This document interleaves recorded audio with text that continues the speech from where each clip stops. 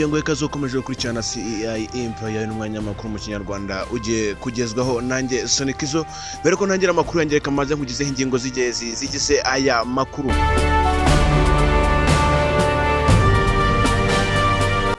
Canada Societe y'indege zahagaritse ingendo zijya muri Cuba, naho muri Somalia indege yakoze impanuka abantu 55 babarimo bose ntihagira n'umwe upfa.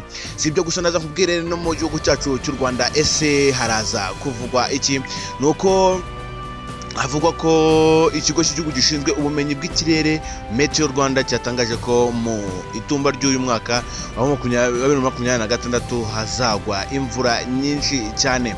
Naho umutoza w'ikipe APR FC yategetse gutsindwa na Al Hilal FC ko ubwoko bw'umupira bakinnye atabwishimiye. Ni amakuru njye kugezaho nonaha, wibuka ukana subscribe, like, share ndetse na comment kugira ngo ibintu bijye bigumya bigenda neza.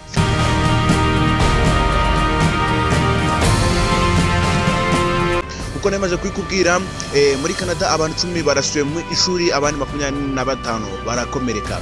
Iyi ni inkuru ngiye gutangira nkubwira angwa se ngiye kugezaho hano kuri CEI Empire, ariko mbere ko ntangira amakuru yanjye reka maze gukanda subscribe, like, share ndetse na comment kugira ngo ibintu bikomeze kugenda neza cyangwa se ukomeze kunogerwa na serivisi uhabwa hano kuri CEI Empire. Umutoza w'ikipe ya APR FC Tale Abrahim yavuze ko umupira bakina na Al Hilal wari woroshye cyane bituma ikipe ye itsindwa. Ibi ni bimwe mu buryo byatangaje nyuma y'umukino w'ikirarane w'umunsi wa 15 wa champion ya APR FC yatsinzwemo na Al Hilal ibitego 2-0 kuwa kabiri tariki ya 10 Gashyantare 2026. Abajijwe impamvu abakinnyi bashubije uburyo bwinshi bari imbere y'izamu, uyu mutoza yavuze ko bamubwiye ko umupira wari woroshye ugereranyije n'uwo basanzwe bakina. Ati ubwo nabazaga abakinnyi banjye impamvu bagerageje imbere y'izamu gutsinda bikabananira, buri wese yambwiye ati twagize ikibazo cy'umupira wari woroshye cyane ugereranyije n'umupira dusanzwe dukina. Ibi byatumye biba impamvu y'uko twatsinzwe, ariko gutsindwa kwacu si uko tutashaka gutsinda, ahubwo ni impamvu zaduturutse ku mpamvu bahisemo kohereza umunyezamu Ishimwe Pierre gukora imyitozo mu Ntare FC nyuma y'uko kwitwara nabi ku mukino baganijemo na Bugesera FC yatsinzwemo ibitego 2-2 mu cyumweru gishize. Umutoza wa Taleb Ibrahim yavuze ko yafashe iki cyemezo cyo ku rwego rwo kumuha ikiruko cyo kuba yari amaze kwitakariza icyizere cy'uko atari umuzamu ushoboye. Ati ubwo nabazaga abakinnyi banjye bakomeje kumbwira ko umukino impamvu watsinzwe ari umukino wari umaze iminsi woroshye cyane ugereranyije n'indi mikino basanzwe bakina.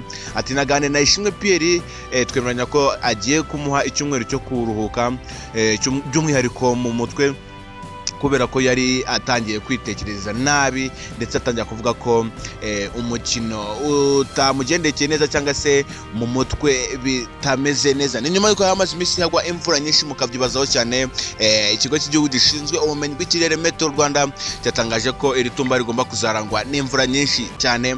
Abantu mwakomeje kwibazaho cyane, ndakeka ubu murasubijwe. Nakomeje kubabwira ko muri Canada abantu 10 barasuye ku ishuri, abandi 25 bagakomereka.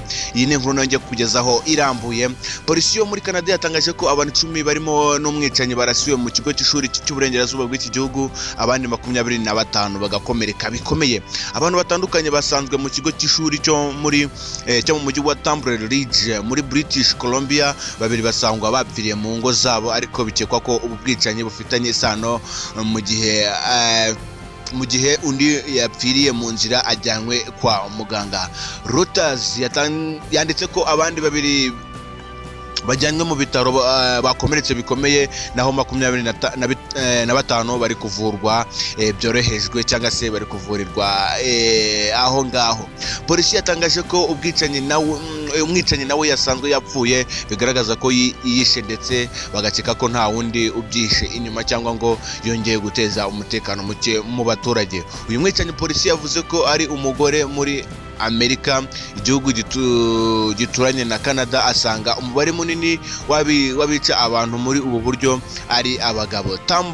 Tamboriligue ni umujyi witaruye uri mu misozi no mu majyaruguru ya British Columbia, akaba ngo ari ibirometero 1,115 avuye mu majyaruguru y'uburasirazuba bwa Vancouver, utuwe n'abaturage 2,400. Minisitiri w'intebe wa Canada Mark Carney abinyujije ku rubuga rwa X yavuze ko ababajwe bikomeye n'ubwicanyi bw'ubugome bwabaye muri Tamboriligue ndetse bihanganisha imiryango yabuze ababo. Carney yahise ko asubika urugendo yagombaga kugirira muri Budage, aho yateganyaga kwitabira Munich Security Conference izahuza abakuru b'ibihugu na za guverinoma 60. Nakomeje kuvuga ko Canada yahagaritse ingendo zizajya zijya muri Cuba bitewe nuko izi ngendo zo mujya muri Cuba nyuma ko bitangajwe n'ikigo cy'igihugu cyo muri birwa bya Caraïbe kiri gushirirwa n'amavuta y'indege. Bishatse kuvuga ko impamvu hagaritse zino yari uko muri Caraïbe birabirwa amavuta y'indege ari kugenda abishirana. Bishatse kuvuga ko ushobora kuguruka ukaza gushirirwa n'amavuta ukabura umusada cyangwa se ukaza kubura amavuta ushira mu ndege. Reka tunyaruke no hanze tuvuge se haravuga iki. Ndizera ko muri Somalia indege yakoze impanuka abantu 55 babarimo bose bagarokoka. Ikigo cy'ubwikorezi bwo mu kirere cyo muri Somalia Stark Aviation cyavuze ko imyato umwe mu bapilote bacyo warokoye abantu 55 bari mu ndege yagize ikibazo nyuma yo guhaguruka, ariko akagerageza yigusha nta mpanuka ibaye. Indege yagize ikibazo yari irimo abagenzi 50 n'abandi abantu 5 bari mu itsinda ritwara abagenzi n'abahita ku ndege. Bivuga ko iyi ndege ya Fokker 50 yagize ikibazo nyuma y'igihe gito imaze guhaguruka mu mujyi wa Madagascar kuri uyu wa 10 Gashyantare 2026. Reka nizere ko abanyanange Sonikizo no kwisa Empire rya nkwibutse gukanda subscribe, like, share ndetse na comment kugira ngo ibiganiro byiza cyangwa se inkuru nziza ze kugeraho time by time. Uri kumwe na Sonikizo. Ciao ciao.